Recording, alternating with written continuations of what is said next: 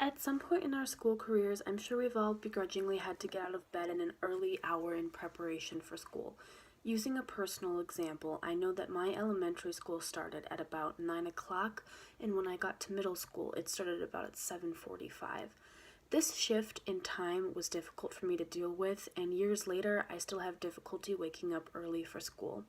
Many students, like myself, can agree that waking up for school is unpleasant, but it can also be, in some situations, harmful for adolescents and young adults in general. Today, I will be discussing the various reasons why school should begin later, about 8:30 in the morning, for students ages 13 to 12, and how starting school later can positively impact students' overall health, performance in school, and why starting later in certain conditions could save lives in some cases. How much sleep a young person gets greatly affects a wide variety of health-related conditions, and according to the CDC, not enough students get a recommended 8 to 10 hours of sleep, and this can yield many different health issues. So young people who do not get enough sleep are at a greater risk for being overweight and not engaging in enough physical activity. They also show symptoms of depression, anxiety, and other mental illnesses. The CDC also states that one of the main reasons for adolescents not getting enough sleep is early school start times. Allowing schools to start just 30 minutes later reduces a teen's reliance on caffeine products such as coffee or energy drinks to keep them awake during the school day. I know that, using a personal example, if I do not drink caffeine, I actually develop headaches that do affect my performance in school. So not getting enough sleep also puts teens at risk for developing type 2 diabetes, and bad sleep habits have adverse effects on blood sugar in the general population. Sleep deprivation can also yield prediabetes in as little as 6 days in healthy young adults. If students do meet sleep requirements, they are likely to participate in exercise and extracurricular sports, since they are not too tired to perform these things during or after school. Proper sleep also reduces the chance that a student will consume illegal drugs, smoke tobacco, or drink alcohol. Also, if school ends later in the day, parents will be home later in the day, and this also may prevent students from participating in possibly unhealthy habits such as smoking or drinking alcohol, because it is easier to get away with these things when parents are not present.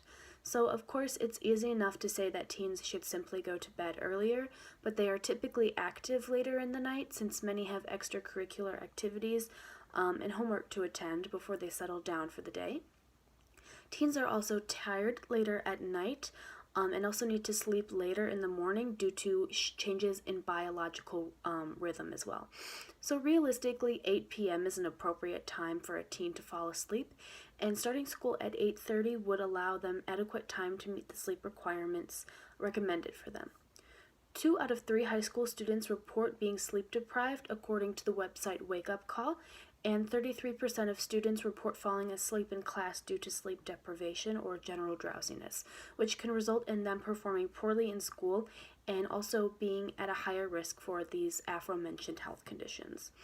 So students starting at a later time can improve a student's performance in school in general. According to a study performed by Science Advances, students who slept in later had better attendance and also better grades. They displayed reduced drowsiness, better punctuality, and were better listeners.